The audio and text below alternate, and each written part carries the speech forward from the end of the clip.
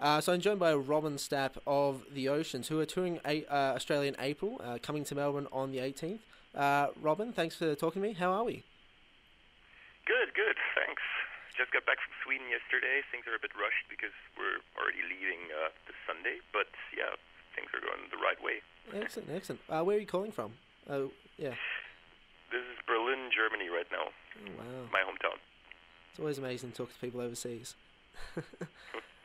So your show in Melbourne, I believe, is already sold out, isn't it?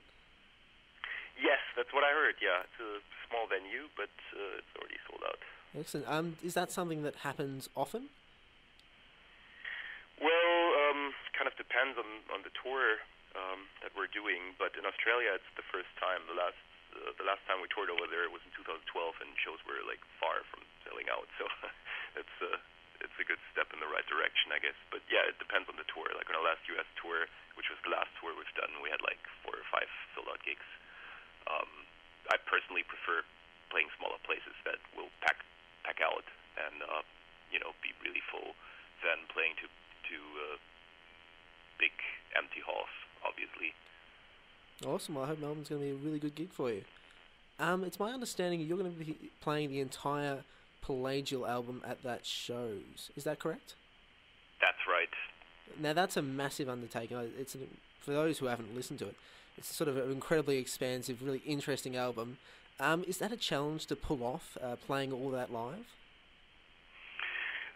Well, not anymore, really. We've done like 300 shows on the record already. This is kind of the end of the touring cycle. The album came out in early 2013, and since then we've been touring on it incessantly, pretty much. So right now we have developed a routine, and it's safe to do it. But in the beginning, it was a bit of a challenge. Yeah, it's not so much like just playing it live, but even writing the record. It's an entirely different thing to write a song that's like 4 or 5 minutes long, or even 10 minutes long, like some of our longer tracks of the previous records, as compared to writing basically a whole album in one go. And that's what Pelagio is. It was written from the beginning to the end to be like one piece of music, 55 minutes long, and that brings with it entirely different challenges with regards to keeping dynamics interesting and keeping a good flow throughout the record. And that was the big challenge to come with this. Awesome. Now you had to, I understand, add vocals a bit later on due to your vocalist taking ill, but then being well enough to record with you. How did that work out? Sort of recording the vocals after you'd already sort of battered down all the music. It's been a weird process, the making of this record. It was originally intended to be entirely instrumental for several reasons. One being that our vocalist was really sick, and not just like sick as in having a flu, but like he had trouble with his vocal cords, and it wasn't clear for a long time whether he would actually be able to sing again. So that was one issue why we kind of decided to keep this record instrumental, just to make sure we'll be able to pull it off live when the album comes out.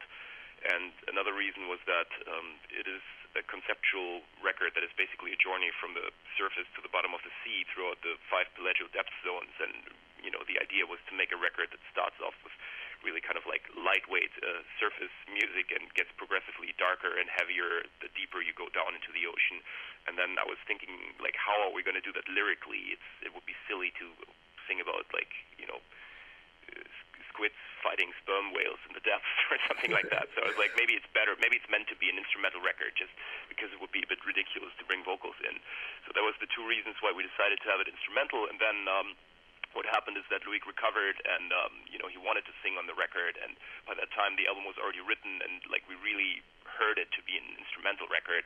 And so we were like, okay, let's just add vocals over the last 2 tracks of the record, and that's what we did. And that went down really, really fast, and then we started fooling around with other parts, and then realized that there actually was more room for vocals than we had initially thought. And so we sketched more ideas with Loic in a week in Berlin here, and by the end of that week we were determined to really release the record with vocals, because we had so many cool ideas that we felt it would be such a waste just not to do it now. And so we in the end we ended up releasing the record in 2 versions, a vocal version and an instrumental version.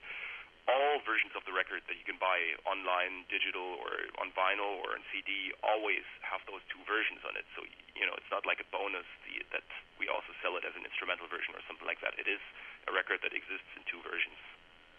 Awesome. Have you performed the instrumental version live at any of your shows? Yes, we have. How'd We've that go?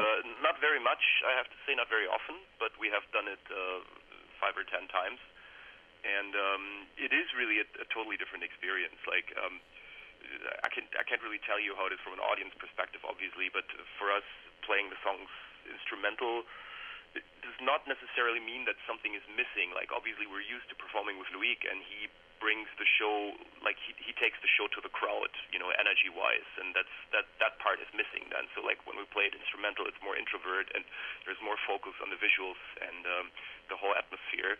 But it's an entirely different experience, and I think it's also, like, for us, it's also cool to play it that way, and I think, and I hope for people it's the same. Awesome. Now, it's my understanding that one of your members, your guitarist Damien Murdoch, is Australian. How did that come together? Well, we lost the guitar player in 2013, pretty much right after the album came out. Jonah and Luc left the band, and basically they told us that they would leave the band by the end of the year, so we still had plenty of time to find replacements for them.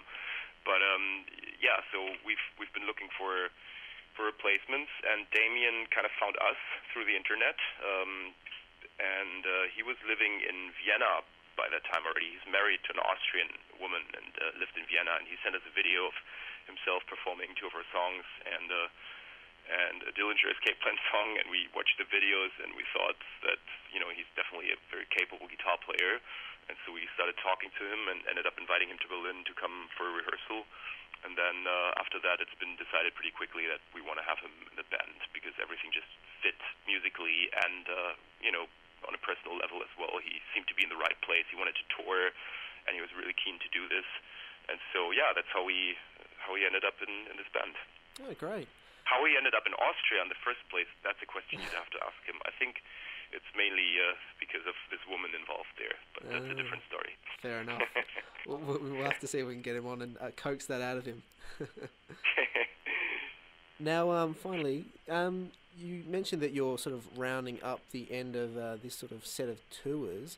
Do you have any sort of plans for the next album, or is that sort of a faraway thought at the moment?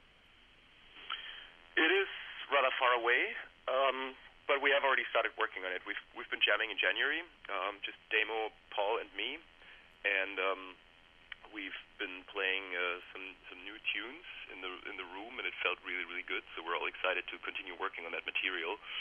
But I don't think we're going to have the time to really dig into that until the fall. We're going to do this Australian tour now. Then we're doing a run of Scandinavian dates in Europe and summer festivals. And in between, basically in June and July, we still want to record one new track for an EP that will probably come out later in the year for another bigger European tour that we're doing over here. And then after that, we're really going to start working on the album. So it's definitely not going to be out until like later 2016 or something like that. Okay, well, we'll have to keep an ear out. Thank you so much for joining me, Robin. I hope you have a wonderful tour in Australia, and enjoy the rest of your day. All right, thanks very much.